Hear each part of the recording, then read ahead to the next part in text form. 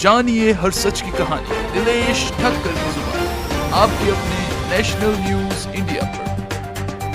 यही सबसे बड़ा प्रूफ है कि अभी भी महिला जुड़ी हुई है संस्था से, अभी भी सारी सेवा कार्य कर रही है। वैसे तो बापूजी पूरी तरह निर्दोष है, बापूजी का कुछ भी दोष नहीं है, फिर भी एक षड्यंत्र के तहत 11 साल से बापूजी को कारावास में रखा गया है। बहुत हो गया, 11 साल से बापूजी को जेल में रखा गया है। अब उनकी तबीयत को देखते हुए सरकार को उनको रिहा करना चाहिए। बापूजी निर्दोष हैं, उनको तो बेल या तो कोई पेरोल नहीं मिली है, 2-3 वीक की भी नहीं मिली है, बहुत गलत है। छोटे बच्चों से लेके बूढ़ों तक भी समझ में आ रहा है कि बापूजी निर्दोष है, बस मीडिया और सरकार को ये नहीं दिख रहा है।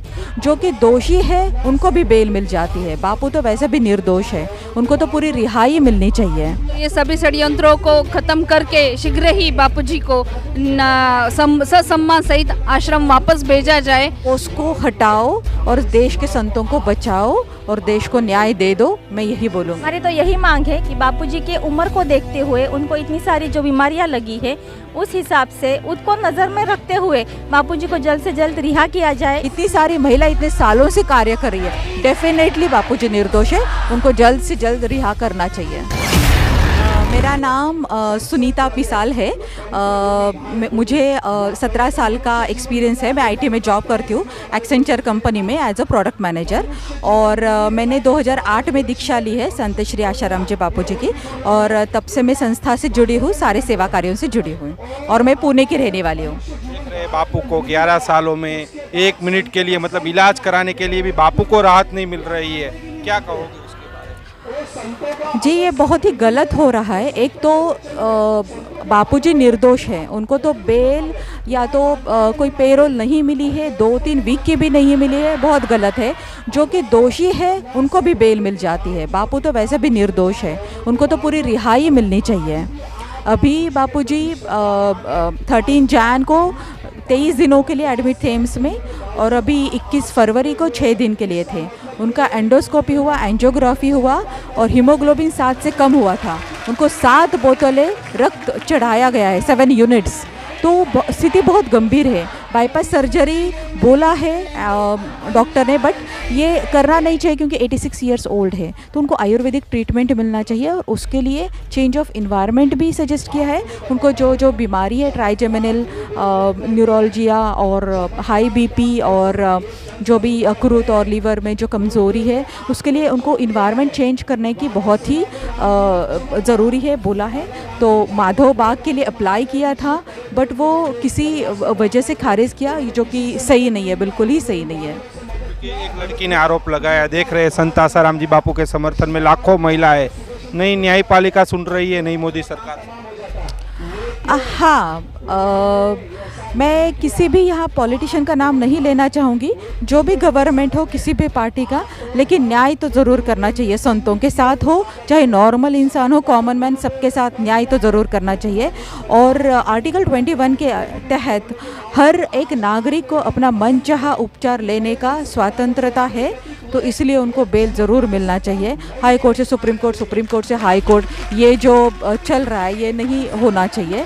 और न्याय व्यवस्था बहुत मजबूत करनी चाहिए, उसमें बदलाव लाना बहुत ज़रूरी है, ताकि संतों को शीघ्र न्याय मिले, यही मैं बोलना चाहूँगी। एक लड़की ने आरोप लगाया। मैं भी एक लड़की हूँ, बहुत सारी लड़कियाँ, महिलाएं और बुजुर्ग महिलाएं संस्था से जुड़ी है।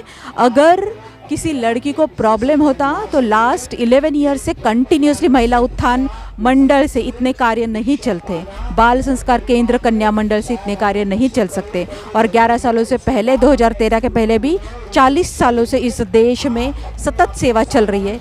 कंटिन्यूसली महिला और पुरुष सभी लोग भाग ले रहे हैं। यही सबसे बड़ा प्रूफ है कि अभी भी महिला जुड़ी हुई है संस्था से, अभी भी सारी सेवा कार्य कर रही है।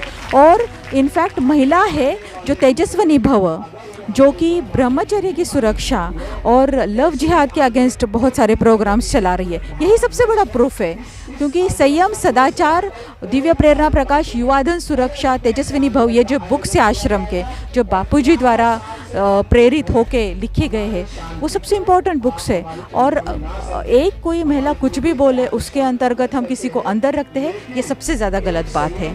तो पोस्को हटाओ और देश के संतों को बचाओ और देश को न्याय दे दो। मैं यही बोलूँ। साधकों में एक बहुत ज़्यादा एनर्जी, बहुत ज़्यादा जोश है, तो वो हिंसा नहीं कर रहे, वो कायदे और सुव्यवस्था के अंदर रहते हुए environment friendly, nature friendly, society friendly चीज़ें कर रहे हैं, जो कि रैली है, जो कि स्पिरिचुअल बुक्स बांटना है, अवेयरनेस क्रिएट करना है, पोस्को अंतर्गत, इस केस अंतर्गत संत का सुप्रचार करना, आश्रम की सेवा कार्य जन जन तक पहुंचाना, यही सब कर रहे हैं। तो हम न्याय व्यवस्था को कंसीडर करके यही सारी चीज़ें कर सकते हैं, तो डेफिनेटली इस चीज़ों से राहत मिलेगी, सरकार तक आवाज़ पहुंचेगी। हम जन जन में, हर एक स्टेट में, हर एक डिस्ट्रिक्ट में एमएलए एमपीज़ को लेटर दे रहे, सीएम को लेटर दे रहे, सब लोग अपना पॉजिटिव चीज़ें बता रहे हैं कि बापूजी को बेल मिलनी चाहिए, बापूजी को रिहाई मिलनी चाहिए। ऐसा हमें कहीं नज़र नहीं आया, किसी संत ने भी नहीं बोला कि बापूजी निर्दोष नहीं, ऐसा किसी ने नहीं बोला। मतलब सब संत जन हमारे साथ हैं, सब पॉलिटिशियन भी हमारे साथ है, नामांकित व्यक्ति देश के हमारे साथ है। इसका मतलब बापूजी निर्दोष है। इतनी सारी महिला इतने सालों से कार्य कर रही है, डेफिनेटली बापूजी निर्दोष है, उनको जल्द से जल्द रिहा करना चाहिए। अब बहुत हो गया, 11 साल से बापूजी को जेल में रखा गया है। अब उनकी तबीयत को देखते हुए सरकार को उनको रिहा करना चाहिए। भारत के हर एक नागरिक को अपना इलाज कहाँ करवाना है इसका हक है, और जहाँ तक बापूजी की उम्र 85 से आगे है, तो उस हिसाब से उनको तो यह होना ही चाहिए कि वो उनका इलाज कहाँ पे कराए, ये वो बताएंगे।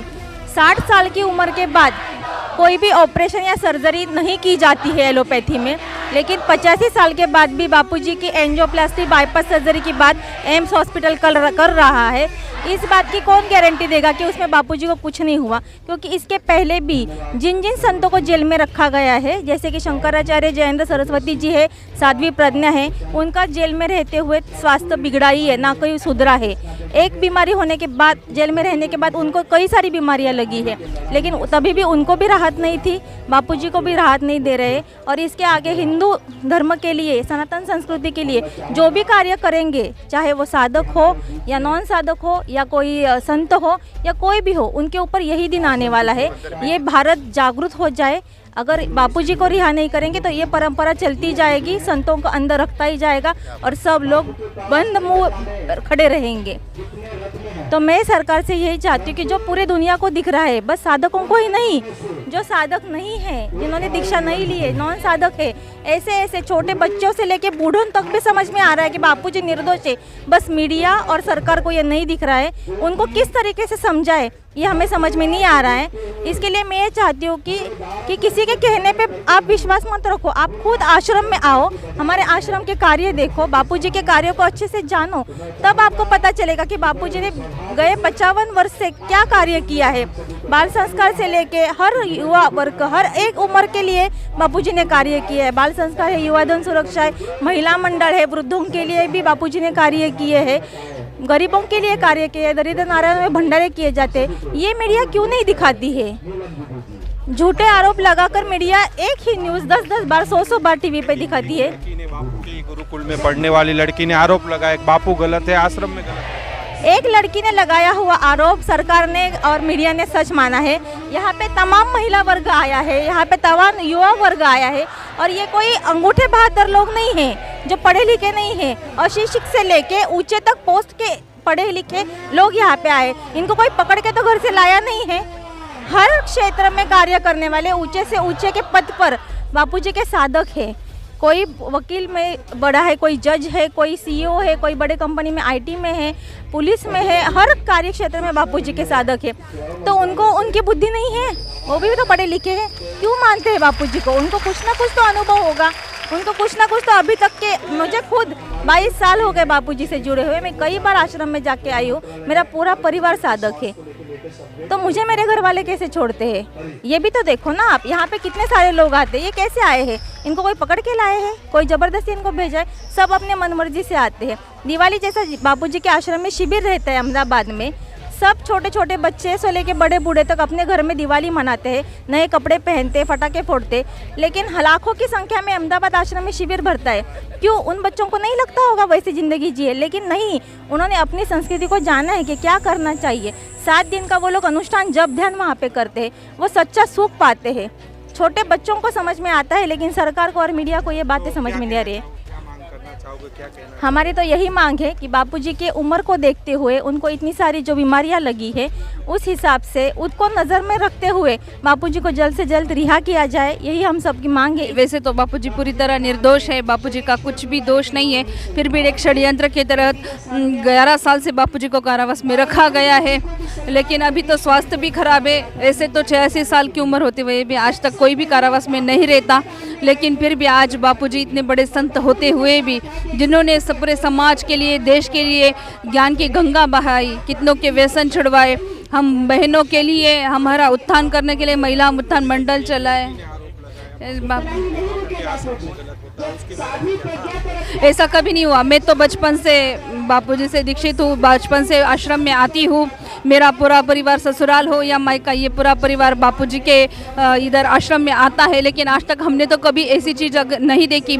तब से, जब से बापूजी पे आरोप हुआ है उसके बाद भी हम आते, तब भी कुछ नहीं दिखा। तो ये तो पूरी तरह गलत है कि बापूजी का ऊपर जो आरोप लगा है वो पूरी तरह निर्दोष है। ये पूरा झूठ आरोप है, इसमें कुछ भी सच्चाई नहीं है। जानिए हर सच की कहानी दिनेश ठक्कर की जुबान, आपके अपने नेशनल न्यूज इंडिया पर।